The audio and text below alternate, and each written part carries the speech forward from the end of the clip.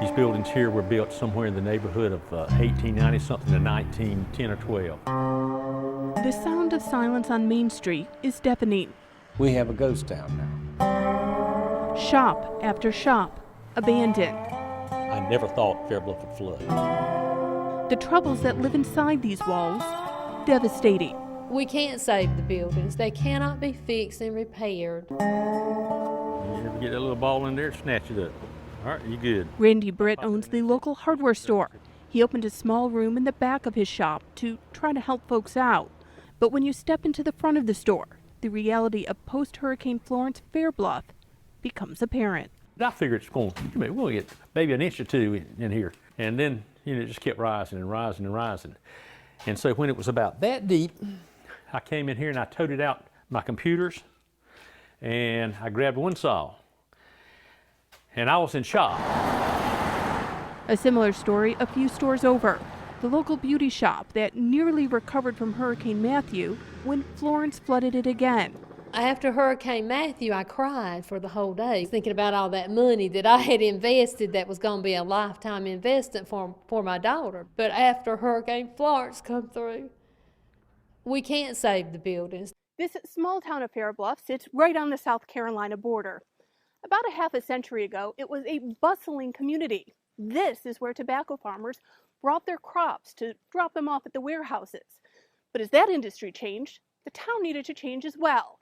It decided to highlight the Lumber River to welcome people to the community. But this river is what's caused the devastation. The river's behind these homes. It kind of runs at an angle. State Representative Brendan Jones's district includes Columbus County and Fair Bluff. If you look straight, you see how the town just falls down?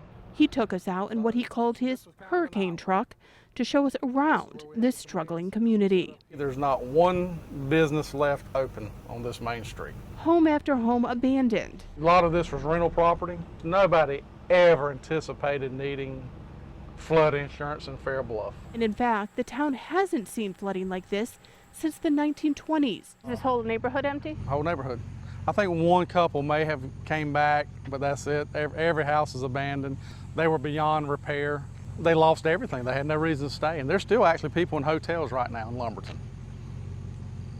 September of 18 and people are still in motels. Fair Bluff suffered a double whammy. Matthew, then Florence. And this town says the relief money coming in to help is simply too slow.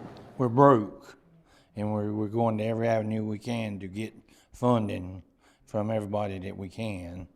But with some relief funds tied up in a budget battle in Raleigh and federal dollars slow to pay out, there's not a lot of options. I really worry about the next 12 to 18 months trying to survive and just to be a township.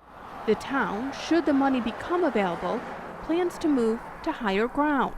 A major change for this small community, but necessary to bring folks back to Fair Bluff. If anyone builds a home, they're going to have to elevate it. We've got to be very proactive if we're going to live here. And with our business district, we've got to be the same way. Loretta Boniti, Spectrum News.